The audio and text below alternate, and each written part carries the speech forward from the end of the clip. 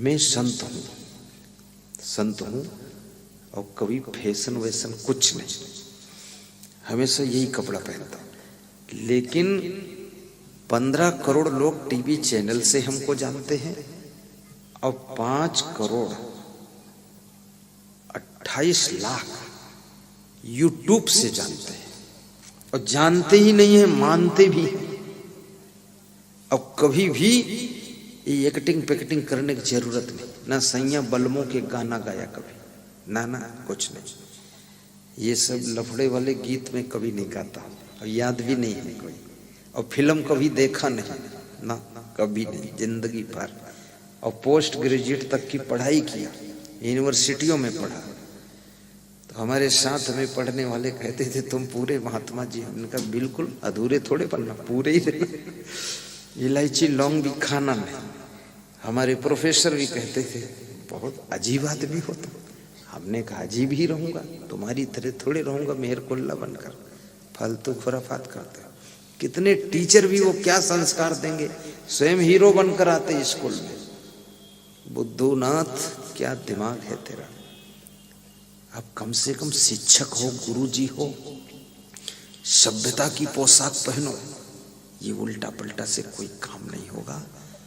अपना घर संभालो।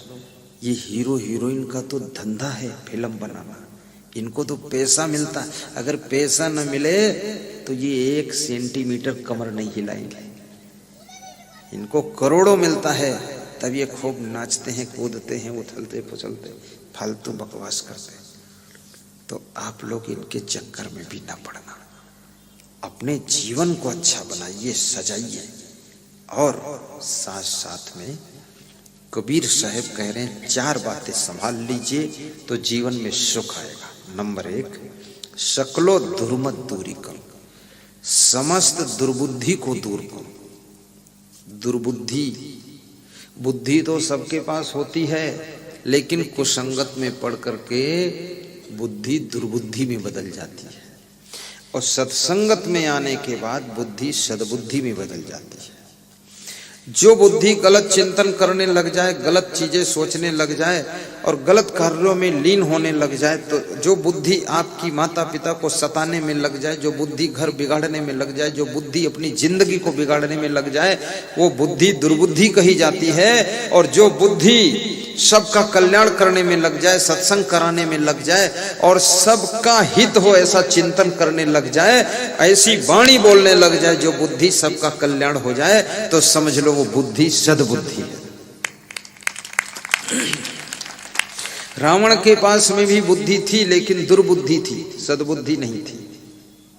रावण को मंदोदरी ने समझाया, कुंभकर्ण ने समझाया, मेघनाद ने समझाया, सबने समझाया, लेकिन रावण समझा ही नहीं। जो अपने अहंकार में आकर के किसी के समझाने से समझे ना, तो समझ लो वो रावण है। अब इतने लोग समझा दिए, तुम समझते नहीं गलत काम कर रहे हो। मंदोदरी ने समझाया ये सीता जी को वापस कर दीजिए, फालतू बकवास मत कीजिए। तो रावण ने कहा चुप, तू जानती नहीं कि मैं रावण हूं। तो मंदोदरी ने हंसकर कहा कि यदि तुम राम होते तो समझाना क्यों पड़ता, रावण हो इसीलिए समझा रही। ये चुप करने से काम नहीं चलेगा, वापस कर दो। मंदोदरी बहुत समझदार थी, उसने सीता को दुख नहीं दिया बिल्कुल। कुंभकर्ण भी समझदार था, विभीषण तो बहुत समझदार था। जिस कार्य के लिए आपके माता पिता भी समझाने लग जाए, पत्नी भी समझाने लग जाए, आपका भाई भी समझाने लग जाए, बहन भी समझाने लग जाए, तो समझ लो आप गलती के रास्ते पर जा रहे हैं। आप तुरंत सुधर जाइए, अन्यथा आपका विनाश होने वाला है। और अपनी बहन को भी दुख मत दीजिए। तो शकलो दुर्मत दूरी करो, समस्त दुर्बुद्धि को दूर करो और अच्छा जन्म बनाओ। कबीर साहब कहते हैं कि अपने जीवन को अच्छा बनाओ। जीवन अच्छा कैसे बनेगा? जीवन अच्छा बनाने के लिए पहले अपना स्वभाव अच्छा बनाइए। स्वभाव, चरित्र को अच्छा बनाइए, चरित्र। और वाणी को अच्छा बनाइए, कर्मों को अच्छा बनाइए, अपना व्यवहार अच्छा कीजिए। ऐसा व्यवहार न करो कि पीछे तुम्हारी निंदा हो, ऐसा चरित्र मत बनाओ जो बदनामी हो, ऐसी वाणी मत बोलो जो लोग तुम्हारे पास बैठना ही पसंद न करें, ऐसे कर्म मत करो जो कांटे की तरह चुभे आपके, और ऐसा स्वभाव मत बनाओ जिससे कि आपका प्रभाव बिगड़ जाए। किसी भी फील्ड में आप काम कर रहे हो, ये 5 चीजों पर विशेष सावधानी बरतिए। अपने आप से तर्क कीजिए, आत्मावलोकन कीजिए कि मेरा स्वभाव बिगड़ तो नहीं रहा कहीं।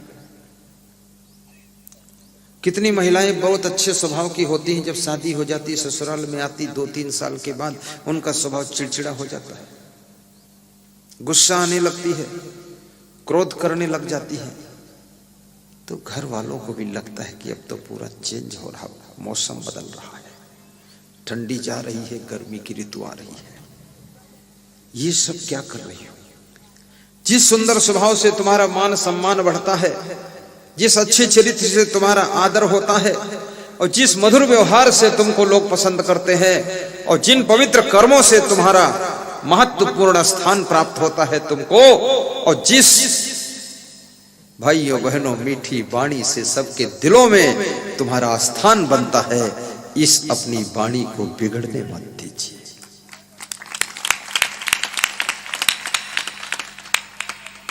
रावण के साथ में रह करके, लंका में रह करके भी विभीषण अपने को बिगड़ने से बचा लेता है, और अयोध्या में रह करके मंथरा अपने को बिगाड़ लेती है।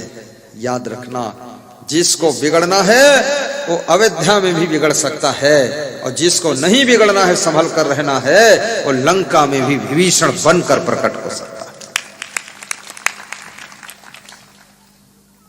और बिगड़ोगे तो आपका ही सम्मान खत्म होगा। अपनी इंद्रियों को भी बस में रखो। वश्येन्द्रियम जितात्मानम धृत दंडम विकारिषु पारिच्य कारणम अत्यंत धीरम श्री निर्सेवते। ये 5 चीजें जिसके जिंदगी में होती हैं, उसकी जिंदगी में कभी न लक्ष्मी की कमी रहती, न शांति की कमी रहती। ये 5 चीजें आपके सामने आज प्रकट कर देता हूं। वश्येन्द्रियम, जिसकी इंद्रियां वश में रहती है। नंबर 1 बात है, अपनी जीवा को भी बस में रखिए, हमेशा सुख मिलेगा। खाने बैठिए, अगर टेस्टफुल चीज है तो उसको थोड़ा मुंह में रोकिए, उसका टेस्ट लीजिए। ऐसा नहीं कि फटाफट खाते जाओ, पेट भर जाएगा, फिर कैसे खाओगे? आधा रसगुल्ला लेकर मुंह में रखकर उसको चूसिए, बस उसी से तृप्त हो जाओगे। फिर 10 रसगुल्ले खाना ही नहीं पड़ेगा। और ज्यादा जो स्वादिष्ट चीज है वो स्वास्थ्य के लिए हानिकर होती है।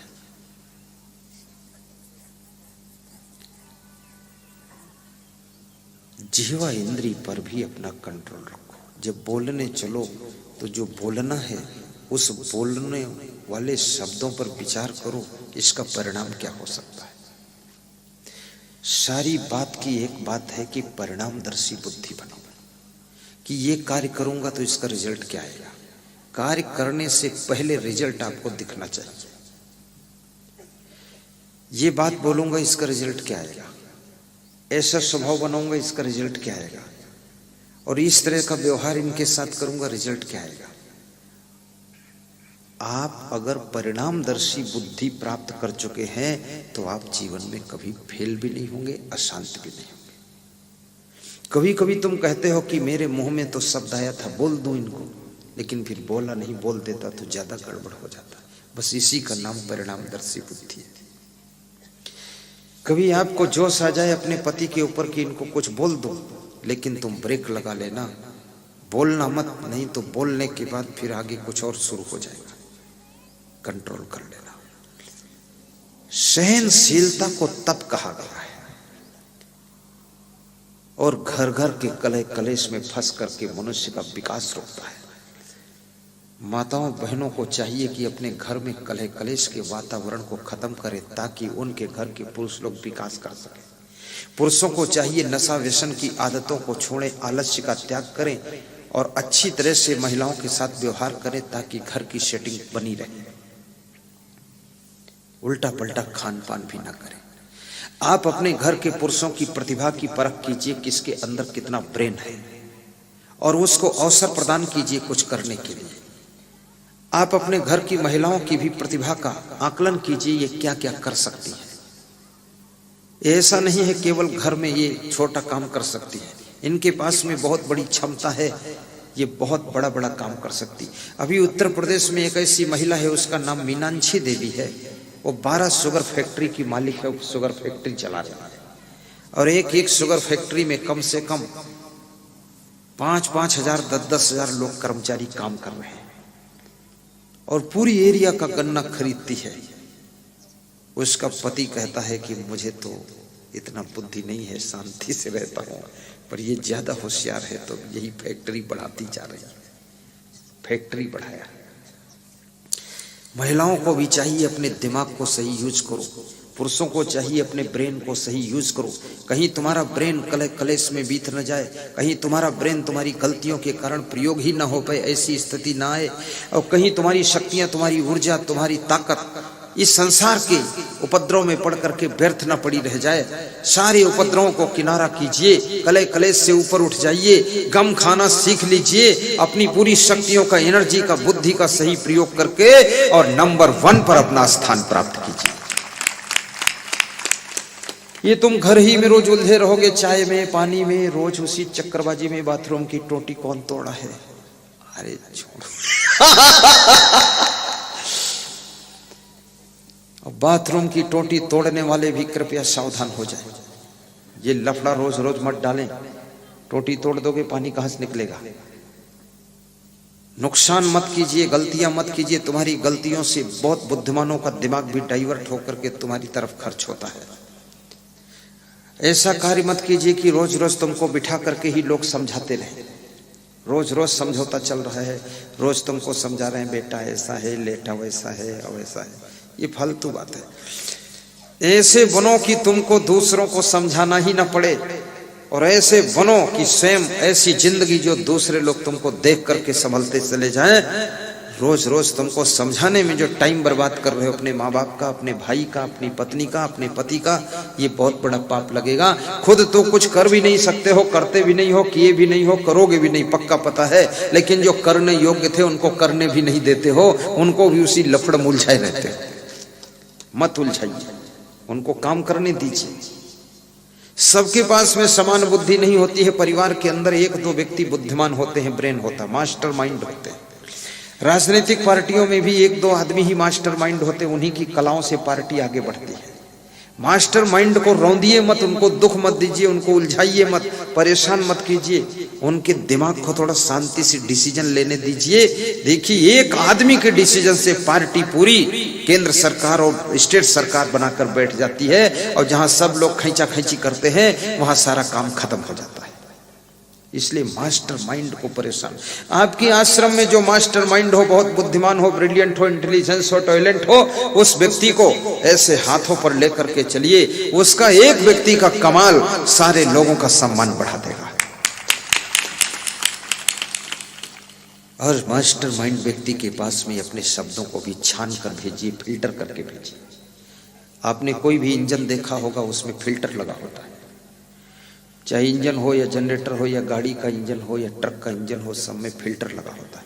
टंकी से जब तेल जाता है तो फिल्टर में जाता है, और फिल्टर होकर के तब पंप में जाता है, जिसको पैलेंजर कहते हैं। और पंप जब उस तेल को जंप देती है तो नोजल में जाता है, और नोजल फौहारा बनाकर आगे भेजता है, कोमल फौहारा, तब इंजन स्टार्ट होता है। याद रखना, किसी किसी को अपने घर में फिल्टर बन जाना चाहिए, और किसी किसी को पंप बन जाना चाहिए, जंप दीजिए, और किसी किसी को नोजल बन करके कोमल फौहारे मास्टर माइंड तक पहुंचाइए। तब देखिए तुम्हारे घर का विकास का इंजन स्टार्ट ही रहेगा, कभी बंद ही नहीं होगा। ये कचरा मत पहुंचाइए। हर बात किसी से कह देना, उसमें भी बहुत खतरा है। सब बात बताओगे, माइंड डिस्टर्ब हो जाएगा। और ये भी याद रखना, कोई आपके माइंड को कितना डिस्टर्ब करना चाहे, लेकिन फिर भी डिस्टर्ब होना ही मत। पहले से संकल्प लेकर रहना।